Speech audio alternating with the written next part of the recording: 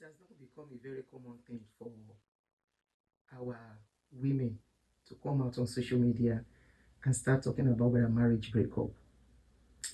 Am I faulting them? Am I complaining? Am I saying it is not good? Welcome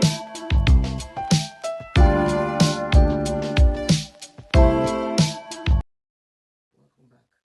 I have answered you in case you're just getting to see my video, and I want to say welcome to every one of you, especially my subscribers.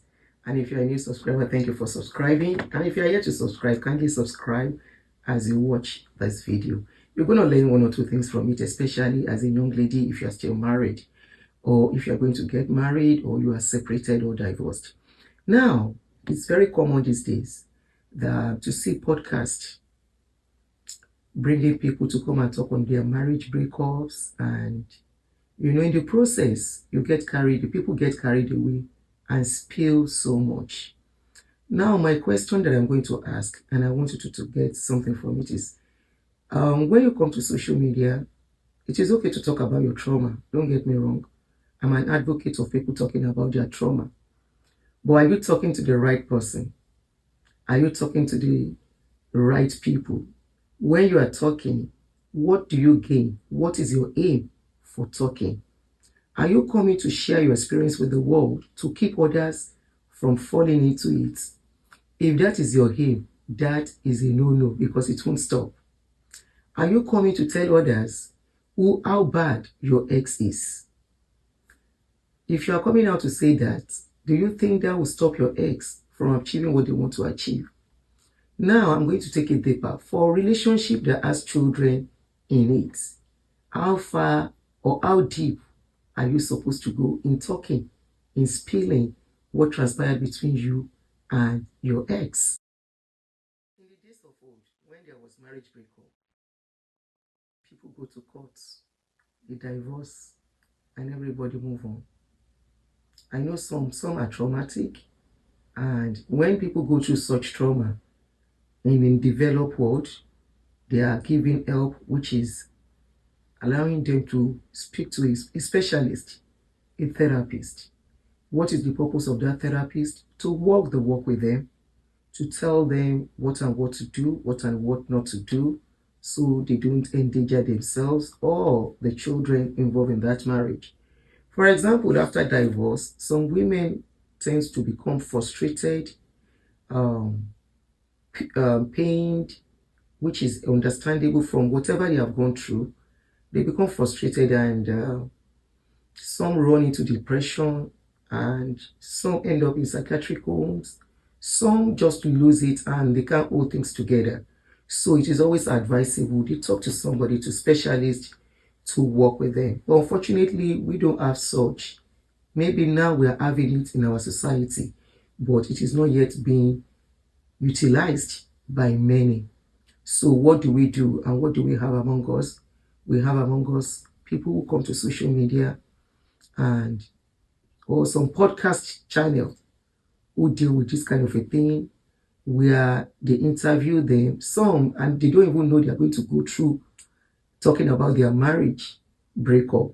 So they get there and they start asking questions, and one thing will lead to the other, and they start talking about their marriage breakup, or their divorce.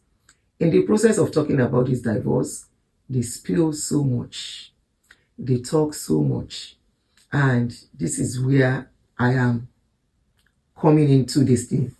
If everyone is allowed to come out and say, this is what happened in my marriage, trust me, nobody wants to get married again.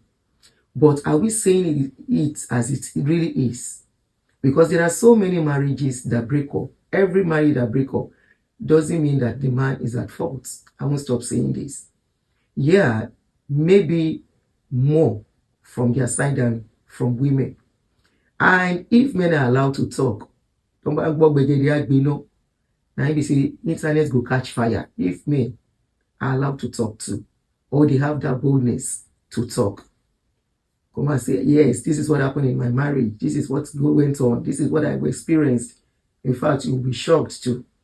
Many are due to some women's infidelity too, but no woman will come to social media and say it was my infidelity that broke my marriage.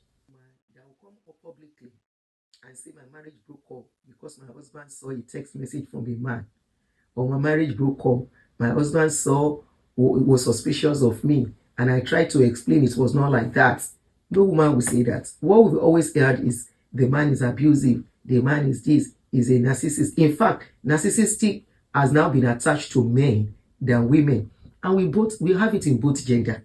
We have narcissistic women, we have them in women too, and they act and exhibit the character in different ways, different method, different style. So now, when you come to social media, especially in a marriage where children are involved, and you come to talk, number one, do you think social media is going to help you? Yes, you want to talk, and it's okay to talk. All right, it is okay to talk. Like I tweeted a topic last night where Kemi Oluloyo was talking about her parental background, what she went through, and I said people should let her be if that is the way she wants to tell her story. But now, that is a different scenario. You have never seen Kemi talk about her children. That is one thing I noticed about Kemi. She's protective of her children, and she has never come out to say this is what went on, blah, blah, blah, blah, to talk about what went on between her and the father of her children. You know why? Kemi is very smart. She knows that whatever she says is coming back on her children. But it seems that most of our social media users, we are copying Oyinbo. Oyinbo brings celebrities, not everybody. They bring celebrities, at least that is where it started from, on TV stations, okay? They bring celebrities to come and talk about their marriage breakup and all that. And, you know, do anybody learn from it? No. It doesn't stop people from falling in love. It doesn't stop relationship from continuing. Even people that are going through the same thing you went through in your marriage. For example, people who go through abuse, physical or whatever. If you come out and say, I was abused, I was this, people listening to you, they are going through that abuse. They are still in that marriage. I'm not saying it is right. But you're speaking now, you're coming out to say all that. Yeah, it's your right and everything. But I just believe some informations are better. I'm not saying don't talk that your husband abused you. I'm not saying don't say I didn't abuse you. But I'm saying the best person to talk to is a therapist. You know why? Social media don't care. Social media will use your story. Sometimes, much later, they can still use it against you, against your children. This is my only 2 cents.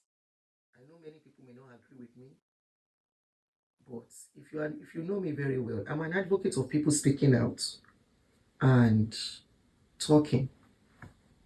But I'm saying when you have to talk, if you are going through trauma, some information is not for social media.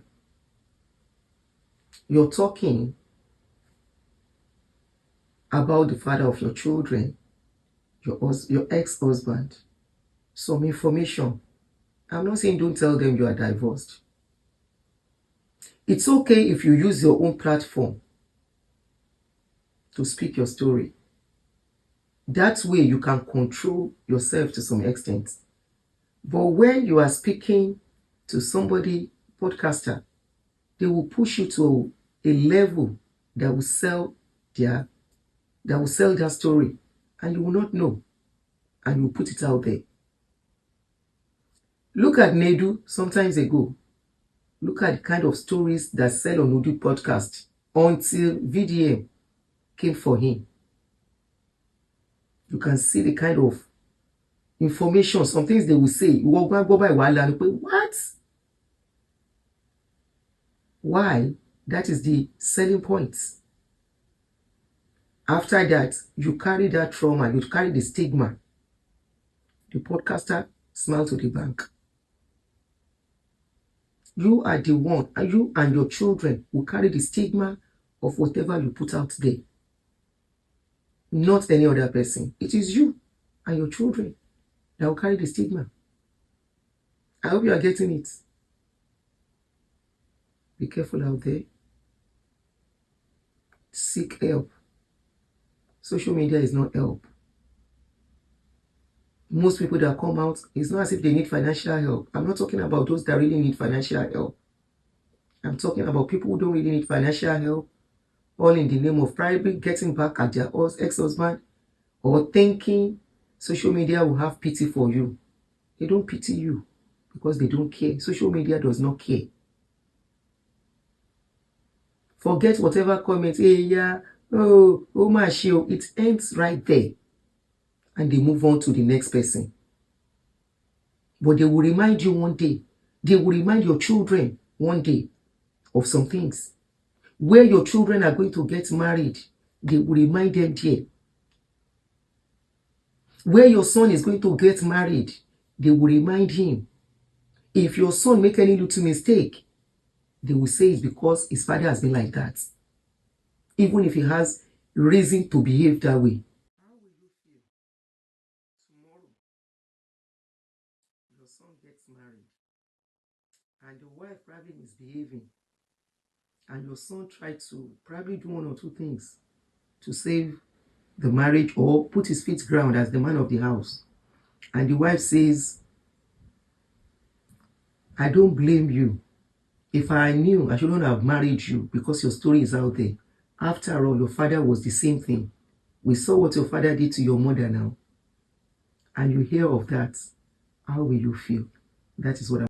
Before social media, people have been breaking up. They've been divorcing. They've been separating. There was a way they were managing it. There was a way they were tackling it. You're telling your story does not stop people from getting married.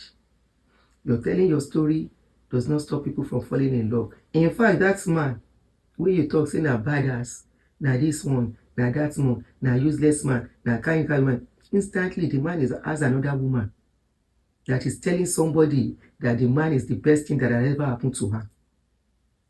Now so it be. That same man, when you they say that like this, now like that, somebody else is telling somebody that that man is the best in the world, that he should not mind you. A typical example is Julie Doche and me and Judy. See how Judy wakes up every morning doing a kigbe for you. Akitekata is seemingly Geoffo every morning like a town crier. Ireo.